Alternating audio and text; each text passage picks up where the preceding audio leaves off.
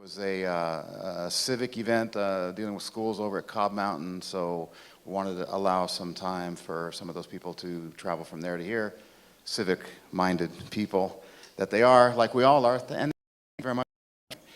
What we're doing here at Court is providing a friendly, non-threatening, informed, educate the voters here and District 5 candidates. Pleased to have these people here. I know running for office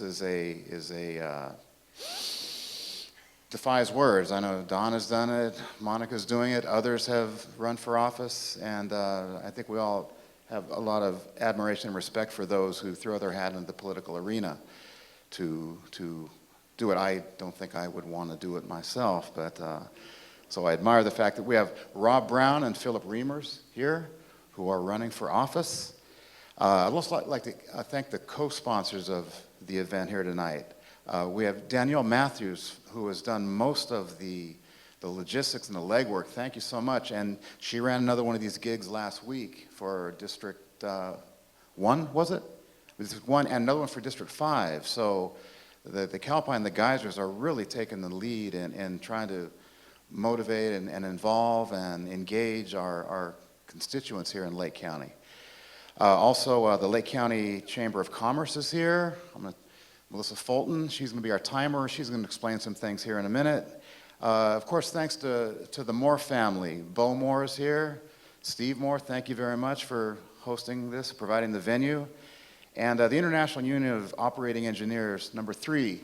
Thank you. Your name, sir? Joe. Joe, thank you very much. Much appreciated. Okay, we're also going to have this is being videotaped also. By Terry Larson with the Lake County Magazine, and we also thank Keith Gadet of the Lake County City of Lights studio. So I think what I'd like Melissa to do is to explain some of the logistics of the timing, to be formal and so on. Thank you. And the Chamber is very proud to be a part of this. We believe it's absolutely important that all of the residents be given an opportunity to ask questions and to hear in person how the candidates respond and some of their ideas. The way we handle this is each candidate will get an opening statement of 2 minutes. Then, as the questions are asked, they each get 1 minute to answer the questions, and they will be asked in a rotating manner. And then at the end of our forum, each candidate will have a 2-minute closing comment period. I'm the timer, and which is a really simple job. I will hold up a yellow sheet that has a big 30 on it when there are 30 seconds left for that particular candidate to complete their statement. And then I hold up a big red sign. I think Calpine used an entire cartridge of red ink making the red sign, and that will tell them that their time is up. So it's a pretty simple process, and we really appreciate the fact that we have people who are willing to put themselves on the line to represent all of us in Lake County. Thank you. Thank you, Melissa. Yeah, so when we come to opening statements, we had all that time to think about it, but we never really decided who was going to go first. So, they're in the order? Yeah. I was going to flip a coin. Okay, so Mr. Reimers will open up with a 2-minute statement on why he wants to run for this office. Thank you, Mr. Reimers. Phil. Hello, hello. Oh, good. Well, thank you all. Thanks to Calpine, the Chamber of Commerce, the operating engineers, and the Moore family. Thanks to all you folks for coming to listen, and thanks to Rob. We may disagree on a couple things or disagree on how we go about things, but we probably disagree on a whole lot of things at the same time. When I decided to do this a couple of years ago, I wanted to accomplish one big thing. And that one big thing is the lake, and it will transform this county, and it's very doable. But since then, on September 12th, our eyes all got opened up for a different set of circumstances that's going on around us right now. And it opened my eyes up because of my experience working with building departments all over the Bay Area and in the San Joaquin Valley. it's the poor, we're losing residents here. I know of 3, and I've heard of as many as 10 that aren't coming back because of red tape, and red tape is a thing that government does, and it has to be streamlined. It needs to be fixed. Another thing where there seems to be a disconnect is the people that go up there. Some of them tell horror stories about what they're running around, and they're already victimized or being victimized again. So if I'm lucky enough to get elected, I'm going to streamline that, and my promise to the folks here, if any are victims and you haven't started the process yet, if I'm elected, I'll go with you through it until we get the thing streamlined so it works really good. So when I go there, I'm going to go there with my eyes open, not to look at things as the way they've been done, but to look at things to see how they can be done better. Thank you. Thank you, Mr. Reimers. Mr. Brown, please. Thank you all for coming and showing an interest in this very important seat. It's in my opinion, having run for a re-election a few times, it's always been important, but never has it been as important as it is right now. In 1976, when I was 16 years old, I was a volunteer firefighter at the Kelseyville High School, and since that time, I've been committed to public service in one form or another. I started coaching Little League Baseball in 1979, and I've coached every year since something. And I've committed my adult life to working for the kids in our community. However, as Phil said earlier, September 12th changed everything for all of us. And while the lake and the roads and law enforcement and all these things are extremely important for us for the survival and success of Lake County, including the economic future of Lake County, nothing, in my opinion, is more important than getting thousands of people back in their homes. And there is a lot of general talk about red tape and streamlining and all that, but what you're going to hear tonight is demonstrative of someone who has provided the leadership that's actually gone through with these folks to make sure that that has been streamlined. It is streamlined. It's never going to be streamlined enough, in my opinion, but is much more streamlined than just a general statement of, I need to do this when I'm elected. It needs to be done now. Thank you very much. Thanks, Rob. Okay, there are 6 questions that have been formulated to ask. None of the candidates have any prior knowledge of what these questions are. There's also been about 10 questions collected to ask later. So we're going to give each candidate 1 minute to respond to this question. I'm going to let Jared have the first one. Go ahead, Jared. Starting with Mr. Brown, please share your thoughts on the importance of the role of supervisor in the Lake County community. Well, the role of supervisor is extremely important on a good day, but as I stated earlier, it's extremely important now. Developing the relationships and connections that I've been able to develop over the last 16 years as supervisor is proving to be extremely vital as we try to get money from the state, the federal government, and working with other supervisors who may not be as well-informed or included in a lot of the meetings, literally hundreds and probably getting close to the thousands of meetings that we've experienced over the last 8 months. I've been able to go back and articulate successfully to all of my board members, fellow board members, on items that are important to this district and District 1 as well, in order to accomplish the rebuild that's so vital.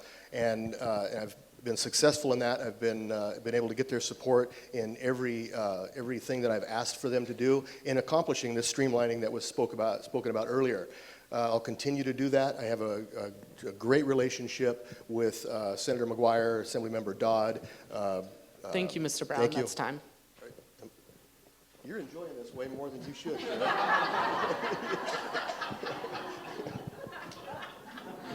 Mr. Reimers, that'll be the same question for you. Please share your thoughts on the importance of the role of supervisor in the Lake County community.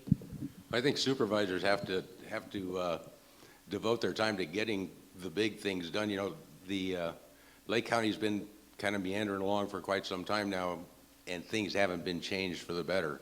And so we need to do that. A supervisor also needs to be a promoter. And probably where me and Rob differ on this thing, and he's a government guy, I'm thankfully not one, not yet, is I don't believe in the, there's a chain of command, and the supervisors deal with the assemblymen and so on up the line, and that's probably the right way to do it. But by golly, with the thing with the Anderson Springs and getting the waiver, attempt to get a waiver so that those people that can build that are sitting right on the creek, I'd go right to the governor. He can do this in just a couple of minutes, and there's only 58 counties. I'm sure he can take a minute to see us. Thank you, Mr. Reimers. Okay, second question. Board of Supervisors, they oversee many departments, often dealing with employees and matters that quite often have final budget approval of millions of dollars. Could you talk some about your experience with managing people and budgets? And I believe, Mr. Reimers, you have the first one, people and budgets. Well, I ran a business for a number of years, and at the high end, we had close to 30 people in the field. And so we had, in private enterprise, you better budget your money very well or you're going to go broke. And in dealing with people, for my personal way of thinking is it's so much easier to make somebody's day than wreck somebody's day. So you got to think about their feelings when you're dealing with them. And it helps the morale of everybody, and it'll help everything go smoother. And Mr. Brown, same question, talking about managing people and budgets and the complexities of being a supervisor. Mr. Reimers mentioned earlier that I was a government guy, and I don't think I've ever been accused of that. Even though I'm an elected official, I've been in business for myself since I was 25 years old, self-employed, and so I know what it's like to run a budget. I also know what it's like to be responsible for the last 16 years for a county that is the only county in the state of California that's actually in the black. So while things may be bad in Lake County, under the perception of some, it's actually pretty darn good when it comes to being able to pay our bills and continue with services. Dealing with people, I've always considered myself not as a supervisor, but as someone that's equal with them. And the last 8 months has proven that. I've worked as a team member, working closely with all of our department heads. And in fact, some department heads aren't here any longer because I felt that the community deserved better than that, better response than that, and we expected more out of them, and I don't ask anybody that's on that team to do something that I won't do myself, and for that reason, I have not had a day off since the day of the fire, and I won't take a day off until it's done. Thank you, Mr. Brown. Up next, Ms. Brown, this is your question. Homelessness is becoming more of an issue in Lake County every day. What are your thoughts on how the county should address this issue? We just had this discussion last Tuesday. The issue of homelessness is never going to go away. Homelessness is there's a broad definition of it. I've also been a foster parent for many years, and according to the state definition, even foster parents are counted as homeless in Lake County, which is kind of odd to me.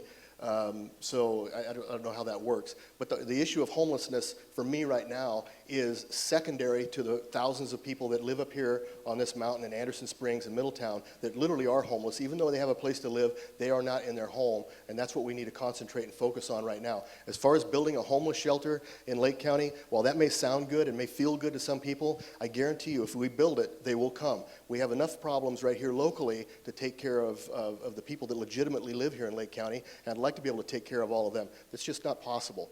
And to build a homeless shelter and to pretend that we're going to solve all these problems, it only leads to further problems by bringing homeless from other counties and other surrounding areas. Thank you. Mr. Reimers, the same question. What are your thoughts on homelessness and how the county can address these issues? If we absolutely had the answer on how to address this issue, we could sell it to every other county in the country and our problems would be solved. The homelessness is, and Rob's right, it's a broad term. What we have is individuals. Some are there because of drug addiction, some are there because of mental illness, some are there of bad luck, and some just don't want to work. You couldn't round them all up even if you put together a homeless shelter, and I wouldn't be necessarily in favor of that because you're bringing them all together. You can't keep them there. It's going to cost more money. When they come in for services, and many do, that's the time to try and address their issues and see how there's ways where we can either set them up with charities and whatnot to try and get them off the streets. But you can't round them up.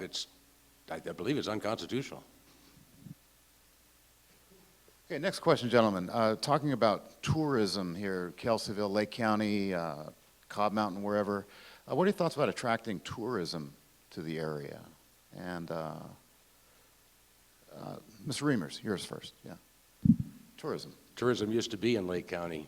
Tourism should be the backbone of Lake County, and it's not. For example, our neighbors to the west, Napa County, for example, in an average 3-week period of time exceeds Lake County's annual tourism.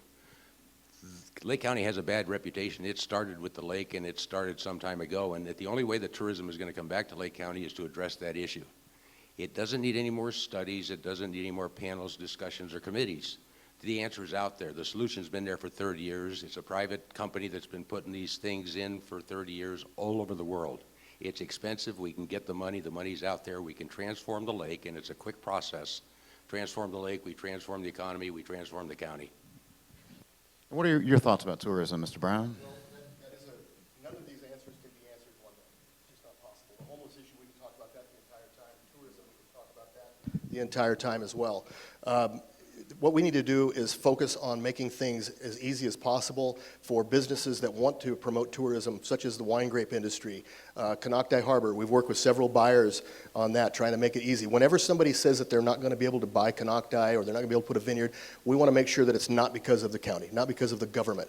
And we've done everything we can to make that. I don't disagree with Mr. Reimers as far as the lake goes and the importance of that lake, but it is a large natural lake that we have far little control over than he represents. In fact, this company that he's talked about, what he doesn't know is they have never been authorized to put their product in any lake in the state of California. I've spoken with them. We met with them 4 or 5 years ago to try to do this. They are very successful in some of the other lakes, and I can't say it would be bad for Clear Lake, but I can tell you that Fish and Game will not allow it in Clear Lake. Thank you, Mr. Brown. This next question will be yours as well. As it has been a concern for much small business as well as the community of Kelseyville, what is your position on the Dollar General store in Kelseyville that's now slated for the Clear Lake Riviera?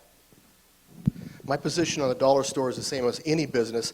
Every property owner and every developer that wants to come in and apply for a legal business in Lake County should be allowed to do that. They should be given due process and allowed the opportunity to present their case, have the community hear exactly what they have to offer. If it can't happen, if the community is against it, if there are issues that involve health and safety issues, then we have to consider that and either mitigate it or not allow them to do it. But to just say right now that Dollar General will not come in because somebody doesn't like their business model or who their investors are, it's not legal, it's not constitutional, and I would not support that concept. So to say that I will support Dollar General or not support Dollar General is not something that any supervisor should do with a preconceived notion. Otherwise, they should disclose that right up front and disqualify themselves from the discussion as it comes up, because it would deny due process to any developer. Thank you. The same question for you, Mr. Reimers. What is your position on the Dollar Store General? We agree on some of this. I don't like the idea of government interfering with private enterprise to the extent that it's possible. If they meet all the provisions and if the community isn't, the community should have the final say. If none of the people want it there, then by golly, it probably shouldn't be there. This is a community of the people. And so that's where I stand on that. But I believe that, we need more business up here, more businesses, more jobs, and we'd have to see about the people in the surrounding area. I'm also a little concerned about the businesses there, and we'd have to see how that works out, where it's even going to be located. Thank you very much. Okay, we have one more question from our planned questions, and then we'll open up to the questions that have been submitted and vetted. And the last question deals with effective communication. And I will read the lead-in. As a member of the Lake County Board of Supervisors, you're expected to know the concerns of District 5 constituents and where appropriate helping to solve their problems. Okay. What steps would you take in order to effectively and successfully communicate with your constituents? Mr. Reimers. Oh, well, I'm going to have a couple of town halls here in Kelseyville before June, and I'd be willing to have those often, and also I can communicate via the internet, and I'd like to, if there's a website at the county, there is a website for the supervisors, I'd like to update it weekly on how things are going, and there's going to be things that we may talk about here that as they progress along, I want to keep the citizens informed as to what's going on. It's their government. Thanks. Mr. Brown, that same question, effectively and successfully communication with your constituents, please. The best way to tell people what you're going to do is what you have done. And I have done that. I think I've done a good job of communicating with my constituents. And I'm going to tell you right now, not everybody's going to be happy with the answer. Sometimes no is an answer. And I understand that, but I can tell you there's nobody in this audience throughout this entire fire issue that has called me, that I haven't called them back, that I haven't tried to help them through that process. I've given my phone number out. I'll give it out again here tonight. And I get these calls, and I do everything I can to make sure that the problems are resolved. Sometimes they're little problems, but they're big problems to who has the problem. And I appreciate that. The other thing is communication with department heads and making them feel like you're part of the team. I've done that. Ironically, I checked just prior to 5 o'clock when everybody was leaving, and while Mr. Reimers has solutions for the lake, he has never spoken to our lake bed management guy, never our water resources guy. He has answers to all the issues for streamlining code enforcement. He's never talked, or community development, he's never spoken with them about any of this stuff. So I think that communication, if you're going to tell people what you're going to do, you should be able to tell them what you have done. I did see you, I'm just ignoring you.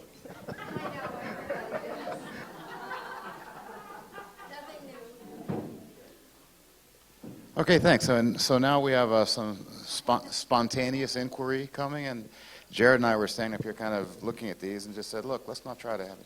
Yes, what's up? What's up?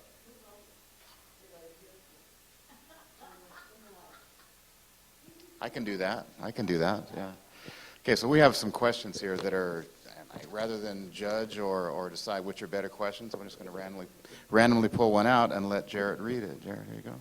Go ahead, come over here in the light, brother. There you go. Starting with Mr. Brown again.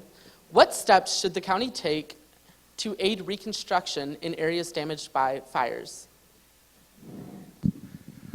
Currently, Cal Recycle will have spent, they've spent up to $72 million right now. They will have spent almost $110 million in the cleanup effort. We are working right now with Cal Recycle also for another $500,000 contribution that they'll use for paving roads that aren't county maintained, but they are public access.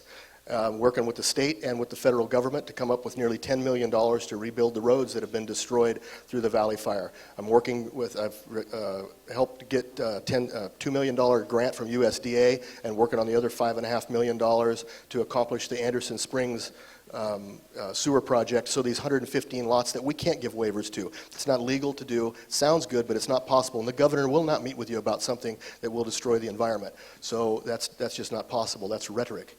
And so those are the kinds of things that we need to do. We need to continue to work with our state and federal legislators in a proper manner to accomplish what we need to get the money needed to make sure that this rebuild happens in a proper way. Thank you, Mr. Brown. Mr. Reimers, what steps should the county take to aid reconstruction in areas damaged by the fire? I have to disagree with Rob in the one sense that the county wouldn't issue a waiver for that. It's almost a common sense issue. The properties that are sitting on that creek or too close to the creek, they could put in a septic system with a Y and it can be moved over to the sewer as soon as it's installed. They're being victimized because of a lack of infrastructure. And the common sense behind this thing is the waste is going to be filtered in the same way septic tanks and leach fields filter everything, regardless of how much of it is environmentally objective. It's no more environmentally objective than the tens of thousands of animals upstream that are using that water for everything they want. Actually, I noticed two other questions. They somewhat take the same notion and then extend it with more specificity. And two questions here dealing specifically with Hoburg. What about cleaning up Hoburgs? What are the major issues with the Hoburgs cleanup? What's going to take to get it done? So just some people that are asking specifically about the Hoburgs, former Hoburgs Resort. Can you address that, Mr. Reimers, first? Is it, I think, yeah, please, yeah. I don't know what's going on with Hoburgs. I've heard so many different stories, I'm thoroughly confused. One of the things that confuses me is why there hasn't been cleanup there already is that these guys were renting out lodging spaces, which tells me they had to have insurance, or they should have had insurance. They probably got permitting from the city to have occupants, so there probably was insurance on there. And you've got to go after those insurance people. That thing should have been cleaned up and gone by now, and it looks worse than it did when the fire first went through there. Mr. Brown? This is a classic example of you got to be informed. You got to be involved. We've had dozens of meetings regarding Hoburg's cleanup, and I've never seen Mr. Reimers at any of them. He would have been able to find out that the cleanup is occurring. We issued a notice of violation. They have 30 days to show significant progress. get the contractor. We had to wait for the state of California to provide the 1,000 pages, literally 1,000 pages of documentation on exactly what kind of asbestos levels and lead and arsenic levels were in there. They're getting bids right now. The logs are being removed. The loggers have nothing to do with the cleanup of the property. And what's taken so long is the state of California indicated initially that they were going to clean it up, and it wasn't until January that they decided that they weren't going to. So the landowner up there, like him, hate him, doesn't really make any difference. Their property was victimized just like everybody else up here, and they were led to believe that it was going to be cleaned up. Then the rains came. There's no possible way for that to be cleaned up. Now we're in a position where we're doing everything we can. It looks like it could be potentially $600,000 to $1 million to clean it up, and that's where we are right now, working with them through a notice of violation so that they pay for the cleanup. Thank you. In your opinion, what programs are needed to keep the mussels out of the lake? That'll be your question, Mr. Brown. Basically, education. We need to make sure that people are educated on just exactly what kind of damage would occur if the quagga mussels do enter the lake.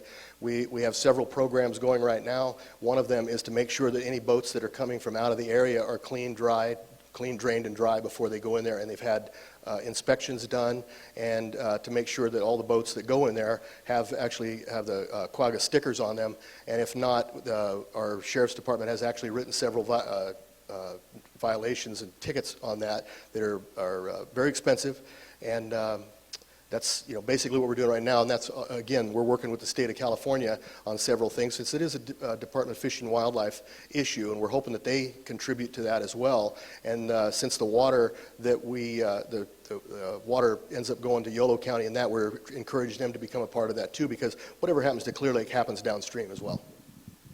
Thank you, Mr. Reimers. Same question, keeping mussels out of the lake. Well, the inspection process is absolutely necessary. You've got to make sure the boats are clean before they get in the water, but should one sneak through and show up, they multiply very fast. The company that they say they've never talked to Lake County, and Rob said they have, so who knows, but there's a bacterial enzyme, another enzyme that's been found in soil. It's not harmful to anything except quagga and zebra mussels. It infects their digestive system. I don't know if it gives them gas or whatnot, but they die from it. And there's a way, they're looking at the ways to distribute it. One of it is the same laminar flow inversion that will be used to fix the lake, can also be used to distribute this, and should they show up in the lake. They will be controllable. Hopefully they never show up. Thank you. Hey, after I read this next question, just to mix it up a little bit, can we have, I know there's one or two questions coming from an audience member. Have someone come up and ask a question after we do this one, just to mix it up a little bit. Okay, is that one for us? Okay, here's a question that was just generated tonight, came in. What do you expect is going to happen, and this would be Mr. Reimers first, to Lake County as a result of the new marijuana laws? And what should we do to prepare for new marijuana laws? Mr. Reimers. Well, it's gonna have to, it's probably gonna be legal, I imagine, by November. And what the county has to do, and I think they should have been doing this earlier. It's kind of a sticky subject, but there's going to be revenue collected by the state over this, and they better get in line, because if the price gets too much, then it'll go back underground. It'll be going just the way it is, and nobody will get any money. So I've suggested on my website that one way to avoid any problems with the feds is to register the pots by the gallonage. Most growers, and I know that Terry disagreed with me, that I know of grow in pots, and if you charge them by the gallonage on the pots, 10 400-gallon pots per square mile is $3 million at 45 cents a gallon to the county. Yeah, Mr. Brown, marijuana laws. Well, the county is already dealing with it. Making it legal does not change anything as far as the ordinances that the county has in place. Raising pigs are legal too, but you can't raise them in town. You keep them away from the schools, you keep them away from folks, and that's the way the law should. If I had my way, we wouldn't have it in here at all. I can't rationalize making something that I've seen bad for our kids. What it's done to our communities and to our kids has not been productive. It has not been good for us economically. And to all of a sudden say and legitimize it and say that it's okay because there's money to be generated from it is just fundamentally wrong, and I do not support it. Thank you, Mr. Brown. Okay, a question from the audience. And Danielle, the questions have been vetted, haven't they, as far as, okay? Someone please come up and mix things up a little bit. I have a question to ask the candidates, please. Does someone have one? Yeah, sure, please. Yeah. And we've got a few more up here to Was there? Is that right? Oh, please. Yeah, thank you. Yeah. Could you, I think, identify yourself too, please? My name's Megan Berger. Megan. All right. The younger generation, I feel, is the future of Lake County. But what actions can we take, what can we do, or what projects can we build to keep the youth active and present in the community and keep them from becoming disenfranchised? As I stated earlier, I have dedicated my entire adult life to that subject exactly. We've had people come before us at the board saying there's nothing for our kids to do. And I have a list, I wish I should have brought it. I have a list in the drawer that I pull out. We have 4-H, we have FFA, we have Boy Scouts, Girl Scouts, we have swimming pools, we have, Middletown has a huge rodeo program down there. The list goes on and on and on. There are dozens of them. The common denominator in this is that the parents have to get involved. No, I will not, as a government official, make it easy for parents to deny their responsibility to be parents to these kids. Parents have to be involved. They can't bring them to me, let me raise them, give them back to them when they're 18 years old. There are a lot of things to do in our county, and we're very lucky to have as many things as we have in this county. One of the things that there's not a lot of things for kids to do is work. There's not a lot of jobs in Lake County, and the median age in Lake County is going up, and it's going up because young people have to leave to go find opportunity. For the parents' sake, a lot of them don't mind if the kids leave. Some of them would like to have them stick around, and the way to create more opportunity for the youth of this county is to create more jobs, and the way to do that is transform the county. Thank you. Thank you, Megan. Good. Okay, you want to take yours? Yeah. Mr. Reamer, this will be a good question. What is the largest challenge facing the county supervisors to assist the residents and businesses going forward? Increase of tourism, and there's only one way that's going to happen. Thank you. Mr. Brown? The one thing about this disaster that we've experienced that we can see is there is opportunity out of it. There is going to be a lot of jobs, and I don't disagree with Mr. Reimers on the job situation and the effect that the minimum wage is going to have on that. However, I have been involved in several on-the-job training programs. There are a lot of jobs out there to be had, and there are going to be a lot more of them as a result of this disaster. We're training kids right now to actually work in that trade. I actually donated the money to build a wrestling room down at the high school, a 6,000 square foot building, and I actually brought all the kids in with contractors, and we built that in the summer. So I believe very strongly in that on-the-job training with these kids, and I've also gone to the state and to make sure that 16-year-olds can work more than 40 hours a week in the pear sheds. These are the kinds of jobs that these kids need to start out with, entry-level jobs. And so I have committed a great deal of time for that, and I believe that. Now, the other thing, going back to what the jobs are, I just had a meeting with the City of Clear Lake yesterday regarding some opportunities that they have. When the City of Clear Lake is going to be successful, we're all going to be successful. If people are successful up here, the whole county is going to be successful. We need to make sure that that success continues. Thanks. This next question is actually my question, and Danielle wrote it out, so she vetted it for me. And I got her here. Now, it's something we've been discussing in our civics economics class quite a bit. And as we all know, the governor has signed a bill recently, passed by both houses of the state legislature, to systematically raise the minimum wage up in the next 6 years with some provisions for small businesses and possibly a recession. But I'd like to throw that at, it's kind of an economic-based question. We've touched on it before in some ways, but if you thought about the raising a minimum wage and how that might affect businesses in Lake County. Mr. Reimers first. Well, the minimum wage right now is too low. You can't be working full-time and still be living below the poverty level, and that's the situation right now at the minimum wage. So it has to be higher. It has to be done incrementally because it's going to affect the businesses. And what's ultimately going to happen, everybody here knows that, is the prices are going to go up because the margins are going to have to remain the same. But people still have to be able to live. The prices continually go up. The rate of inflation is a misnomer because they exclude food and energy. So that's the things we spend the most money on. And yeah, I believe the minimum wage needs to go up. Mr. Brown. I think the minimum wage is ill thought out solution to a problem that maybe could be realized in other areas. The $15 an hour minimum wage, once it gets to that, as was mentioned earlier, kids will no longer be hired. This will be heads of household will be taking these jobs, and what I've heard is businesses will then have to raise the price of a cheeseburger at McDonald's in order to pay for it. And businesses, well, they can do that. Everybody can do that, or they can fire people and they can be more automated. Government can't do that, and that's what we have to consider. Deputies will be making slightly more. Other professionals that work in government will be making slightly more than those that are working at McDonald's. We can't raise our prices. We can't raise more money in order to pay these people more money. So it's just going to have a ripple effect. It's going to cause a decrease in services. We're going to have to lay people off in government in order to fund the kind of increases that need to be made in order to keep these people up above a minimum wage. Thank you. The next question. Stemming from past experiences, it seems as though Cobb has had little representation. If elected, what issues will you address for the residents of Cobb? Mr. Brown? For 16 years, whenever anybody's called me, and I know there's a few people in here that can vouch for that. Whenever there's been an issue that Cobb needs to be dealt with, we've dealt with it. I can tell you that up until now, Cobb has been one of the less needy areas in Lake County. They have been very resilient, very self-sufficient, but there have been some issues that we needed to deal with, and we dealt with them.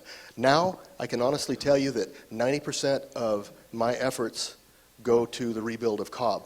And I know that, I have a huge district out there, and this may cause some heartburn to some of them, but that's the reality that I live in. There are close to 5,000 people that I wake up every morning going, how am I going to get these folks back in a home? How are we going to get these guys to come back here? What he talked about earlier with Anderson Springs, we already have that in place. We're not going to give that waiver until we know we have the funding for that sewer. There's no point in letting people put in a system that will only last for 2 or 3 years, and then we have to tell them you have to shut it down because the sewer system won't be allowed. There are steps that we have to take, and we've already taken those steps, so those waivers will be allowed. Thank you. Mr. Reimers?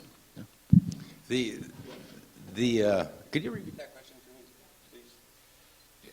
please? Was the mussels on the lake? No, it wasn't. No. Sorry. Stemming from past experience, it seems as though Cobb has had little representation. If elected, what issues will you face for Cobb? Well, I live in Cobb, so I'll hear from all of them. The Cobb Mountain, first of all, will never be what it was 30 years ago, and it's not going to be what it was 7 months ago. The dynamic's going to change. And in working with the community and finding out about the changes they want, there are areas, I call it Lower Summit and Upper Summit, where they used to be well-populated areas. They may only have 5 or 6 residents in there. It's hard to come up with a small community plan in there to give them a little bit of identity when there's such few residents, but things can be done. Thank you.